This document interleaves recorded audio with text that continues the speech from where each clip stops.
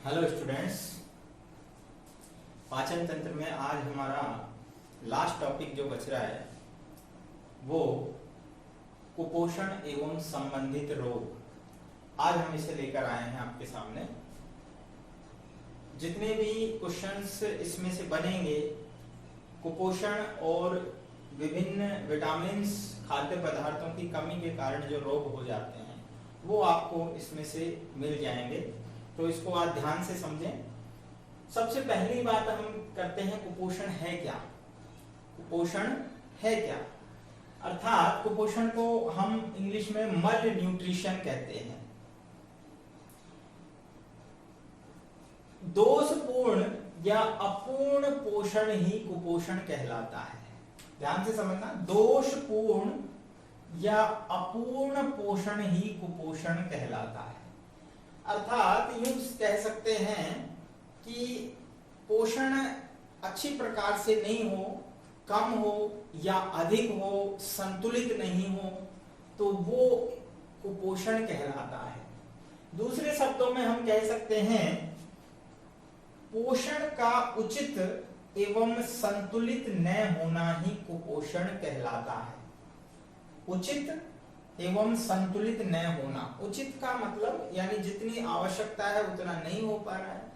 संतुलित का मतलब है जो बैलेंस डाइट होनी चाहिए, यानी जितने पोषक तत्व हमें चाहिए, प्रोटीन कितना चाहिए डेली, कार्बोहाइड्रेट कितना चाहिए, फैट कितनी चाहिए, विटामिन, खनिज लवण, तो वो सभी बराबर मात्रा में यानी सभी निश्चित मात्रा में होने चाहिए जितनी जरूरत है। तो वो अगर नहीं है तो उसे भी हम संतुलित भोजन नहीं कहेंगे। मीन्स पोषण कैसा, यानी पोषण पर्याप्त नहीं है तो उसे भी हम कुपोषण कहते हैं। तो उसके कारण क्या होता है स्टूडेंट्स कि जब हम पूरी तरह पोषण नहीं दे पाते हैं अपने शरीर को तो विकृतियां आती हैं। तो विकृतियां शारीरिक भी होती हैं और मानसिक भी, दोनों प्रकार की विकृतियां आ सकती हैं। तो कुपोषण के कारण शारीरिक एवं मानसिक विकृतियां आती हैं, एबनॉर्मलिटीज आती हैं। शारीरिक हो सकती है फिजिकली और मानसिक यानी मेंटली, दोनों प्रकार की विकृतियां या रोग हो सकते हैं। तो यहां आगे हम बात करते हैं कि विश्व में लगभग हम बात करें तो 30 करोड़ लोग कुपोषित हैं, यानी कुपोषण के शिकार हैं। ये WHO के द्वारा दी गई रिपोर्ट है।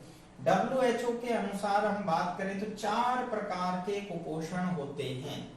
ये WHO वही है जिसे हम वर्ल्ड हेल्थ ऑर्गेनाइजेशन कहते हैं, विश्व स्वास्थ्य संगठन। आजकल जब आप बात करते हैं तो न्यूज में सुनाई देता है कि WHO ने ये गाइडलाइंस जारी की है, विश्व स्वास्थ्य संगठन ने ये निर्देश दिए हैं। तो कोरोना महामारी के चलते जो निर्देश दिए जा रहे हैं उनको फॉलो करना चाहिए, प्रत्येक देश को उसका पालन करना चाहिए, और जो देश नहीं कर रहे हैं उनका खामियाजा वो भुगत भी रहे हैं। क्योंकि ये स्वास्थ्य से संबंधित, हेल्थ से संबंधित सबसे बड़ी संस्था है वर्ल्ड स्तर पर, जिसे हम वर्ल्ड हेल्थ ऑर्गेनाइजेशन यानी विश्व स्वास्थ्य संगठन कहते हैं। और इसका जो मुख्यालय है वो जिनेवा के अंदर है। तो बात कर रहे थे कि हम WHO ने 4 प्रकार के कुपोषण बताए हैं।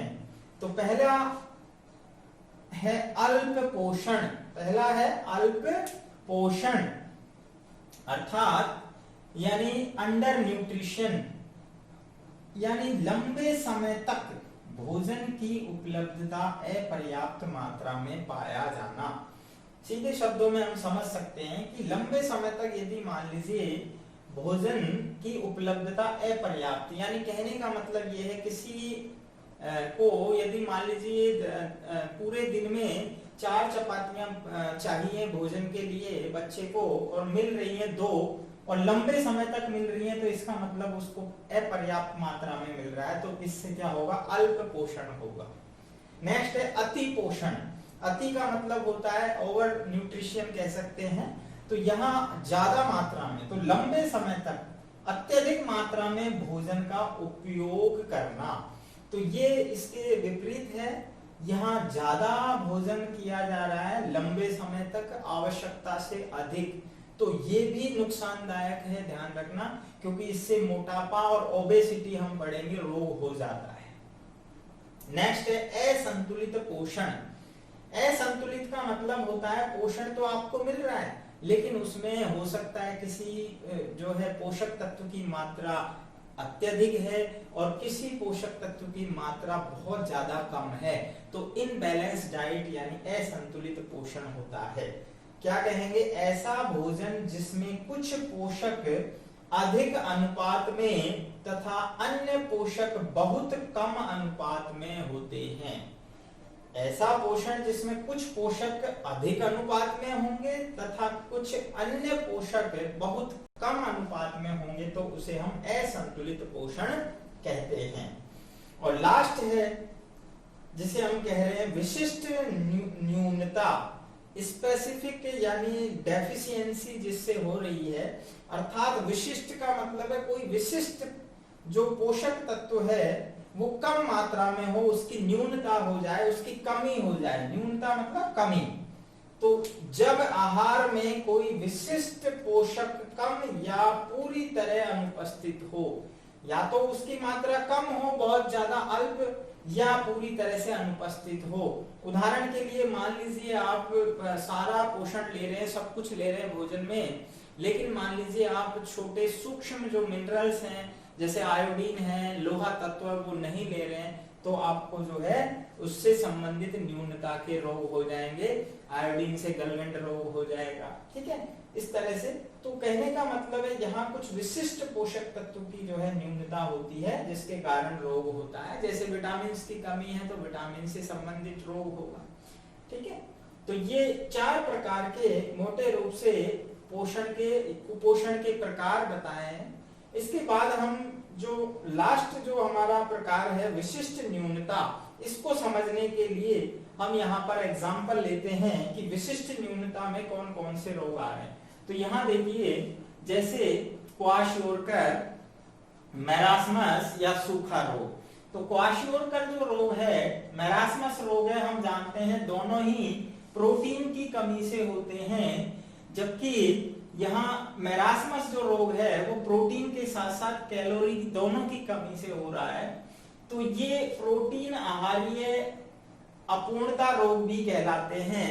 इसको हम अलग से नीचे लेंगे क्योंकि इस पर अलग से क्वेश्चन बनता है, प्रोटीन आहारीय अपूर्णता रोग कौन कौन से हैं। तो वो दोनों क्वाशियोरकर और मैरास्मस दोनों ही आते हैं इसमें। इसके बाद नेक्स्ट है यहाँ पर जीरोफ्थैल्मिया। जीरोफ्थैल्मिया जो होता है वो विटामिन ए की कमी से होता है। गलगंड रोग जो है वो आयोडीन की कमी से होता है। रक्त अल्पता, एनीमिया रोग धातु कमी, आयरन की कमी से हो रहा है। खनिज न्यूनता रोग, अगर हम देखें तो खनिज न्यूनता रोग यानी जो मिनरल्स होते हैं उनकी कमी से होने वाले जो रोग हैं उनको हम स्पेशली खनिज न्यूनता रोग कहते हैं। खनिज न्यूनता रोग में जैसे अस्थि छिद्रता यानी ऑस्टियोपोरोसिस। ऑस्टियोपोरोसिस हम पढ़ेंगे बोन्स के अंदर जो हड्डियों में छिद्रता आ जाती है, भंगुर हो जाती है हड्डियां हमारी, उनका घनत्व कम हो जाता है ड्यू टू कैल्शियम की डेफिशिएंसी, यानी कैल्शियम की कमी के कारण ऐसा होता है। तो कैल्शियम एक धातु है, ठीक है, खनिज है। और इसी प्रकार लोहा है तो उसको भी हम कह सकते हैं ये भी खनिज। आयरन जो है उसकी न्यूनता से होने वाला जो रोग आ रहा है एनीमिया हो रहा है। इसी प्रकार आयोडीन जो है धातु, उसकी कमी से क्या हो रहा है, गलगंड रोग होता है। तो ये सारे जो है यानी खनिज न्यूनता रोग कहलाते हैं। इसी प्रकार विटामिन न्यूनता रोग में विभिन्न प्रकार के जो विटामिन हैं, आपको मैंने पिछले उसमें बताया था कि आपको विटामिन की टेबल बनानी है, तो उस टेबल में से आपको कोई क्वेश्चन मिल सकता है। जैसे खास हम बात करें तो विटामिन सी की कमी से क्या हो जाता है, जो कि स्कर्वी रोग होता है जिसमें मसूड़ों से खून आना, ठीक है। विटामिन डी की कमी से जो है सूखा रोग, हड्डियों के अंदर सूखापन हो जाता है। विटामिन डी जो है हमारे शरीर में त्वचा के अंदर बनता है, ठीक है। तो विटामिन डी की जो है हड्डियों की मजबूती के लिए बहुत आवश्यक है। विटामिन ए, अगेन अभी हमने पढ़ा जीरोफ्थैल्मिया, ये विटामिन ए का ही सोर्स है जिससे कौन सा रोग होता है, रतौंधी रोग होता है, जिसको हम कहते हैं नाइट ब्लाइंडनेस। तो ये विटामिन की न्यूनता के रोग हैं, ठीक है। खनिज न्यूनता वाले रोग जो है जिनमें खनिज तत्वों की कमी से रोग हो रहे हैं। और फिर हम यहाँ पर लेते हैं प्रोटीन आहार्य अपूर्णता। तो ये बहुत वेरी इंपॉर्टेंट है, ध्यान रखना स्टूडेंट्स, मोस्ट इंपॉर्टेंट यहाँ से क्वेश्चन बनता है। छोटा क्वेश्चन बनेगा निश्चित रूप से, लेकिन हमें हर एक पॉइंट को छोड़ना नहीं है, किसी को भी हमें हर एक को पूरी तरह से लेना है। तो यहाँ प्रोटीन आहार्य अपूर्णता, इसको हम PEM अर्थात प्रोटीन एनर्जी मल न्यूट्रिशन, प्रोटीन एनर्जी मल न्यूट्रिशन। तो यहाँ प्रोटीन और एनर्जी दोनों की कमी से होने वाले रोग, तो हमने अभी बात की थी क्वाशोरकर जो है वो प्रोटीन की कमी से होता है, जबकि मैरास्मस में प्रोटीन के साथ साथ कैलोरी की भी कमी हो जाती है। अंतर दोनों में क्या है वो ध्यान रखना है आपको। क्वाशोरकर जो रोग है वो 1 से 3 वर्ष के बच्चों में होता है। क्वाशोरकर जो रोग है वो 1 से 3 वर्ष के बच्चों में होता है। लक्षण की हम बात करें तो वजन कम हो जाता है, चिड़चिड़ापन होता है, त्वचा सूखी, काली और खुरदरी हो जाती है, पेट में, शरीर में सूजन आ जाती है, जगह जगह स्वेलिंग आती है और पेट बाहर निकल आता है। देखा होगा कई बार दिखाते हैं भूखमरी से जो बच्चे होते हैं उनका पेट बाहर निकला होता है, ठीक है। तो वो और वैसे दुर्बल होते हैं, कमजोर होते हैं, तो वो क्वाशोरकर अर्थात प्रोटीन डेफिशिएंसी के कारण होता है, उनको प्रोटीन कम मिलता है। नेक्स्ट है मैरास्मस। तो मैरास्मस में प्रोटीन के साथ साथ एनर्जी भी यानी कार्बोहाइड्रेट भी कम मिल रहा है। तो ये जो है वो होता है 1 वर्ष से कम, यानी बहुत अर्ली जो चाइल्ड होते हैं बॉर्न, जिसको अपन कहते हैं 1 वर्ष से कम आयु के जो बच्चे हैं, बहुत छोटे बच्चे जो हैं, उनको होता है ये रोग। और इसमें वजन बहुत कम होता है उनका। दूसरी बात, आंखें उनकी धसी होती हैं, कमजोरी होती है, मांसपेशियां दुर्बल होती हैं, पसलियां उनकी दिखाई देती हैं, बाहर से हम देखते हैं, ठीक है। और यहाँ खास बात है कि अंतर की बात करें तो इसमें सूजन नहीं होती है, जबकि यहाँ सूजन आती है शरीर में, ठीक है। यहाँ बालों में कमजोरी आएगी, बाल कम हो जाएंगे, जबकि यहाँ बाल पर प्रभाव नहीं पड़ेगा। तो ये अंतर है, ये 1 से 3 वर्ष के बच्चों में है, ये 1 वर्ष से कम वाले बच्चों में होता है मैरास्मस रोग। ओके। और लास्ट इसमें हम एक देखते हैं मोटापा, जिसको ओबेसिटी कहते हैं। मोटापा या ओबेसिटी जो रोग है हम जानते हैं वो किससे हो रहा है, अति पोषण से होने वाला रोग है। अति पोषण अर्थात बहुत ज्यादा ओवर डाइट, ओवर न्यूट्रिशन लेने से क्या होगा, मोटापा बढ़ेगा। हम जानते हैं कि जब हम ज्यादा भोजन लेते हैं तो हमारे लीवर के अंदर क्या किया जाएगा, उसको ग्लाइकोजन में स्टोर कर लिया जाएगा और साथ ही साथ वसा ऊतकों के रूप में उसको संचित कर लिया जाता है। और ये वसा ऊतक हमारे शरीर में विभिन्न भागों पर जमा होते जाते हैं, जिससे मोटापा आता है शरीर में, और इसी को हम ओबेसिटी कहते हैं। और ये ओबेसिटी अधिकतर यूरोपियन देशों में पाया जाता है, पश्चिमी देशों में पाया जाता है। अब तो हमारे यहाँ भी, चूंकि हम जैसे जैसे खान पान उनका, पश्चिमी देशों का खान पान हम अपनाते जा रहे हैं, उसी का परिणाम हमारे यहाँ भी मोटापा धीरे धीरे ज्यादा हो रहा है। और परिणाम क्या होता है इस मोटापे से, बीपी यानी ब्लड प्रेशर, रक्तचाप बढ़ता है। दूसरी बात है मधुमेह, डायबिटीज रोग जो है वो इसके द्वारा जो है उसकी संभावना बढ़ जाती है। तो इस तरह से ये मोटापा भी एक प्रकार का जो है आहार्य जो है रोग में आता है। तो यहाँ पर हमने देखा लगभग सभी प्रकार के जो क्वेश्चंस यहाँ से बन सकते हैं आपके, तो यहाँ से क्वेश्चन बनेगा। तो कुपोषण एवं संबंधित रोग, ये आज आपका टॉपिक कंप्लीट हो जाता है। जैसा मैंने आपको बताया, पीछे के जो बुक के अपने क्वेश्चंस हैं उनको आप करेंगे, सॉल्व करेंगे कंटिन्यू सभी को, और अपना नेक्स्ट चैप्टर शुरू करेंगे, जिसे यानी 22 के बाद अगला जो चैप्टर है अपना श्वसन संबंधित respiratory system. Okay, thank you.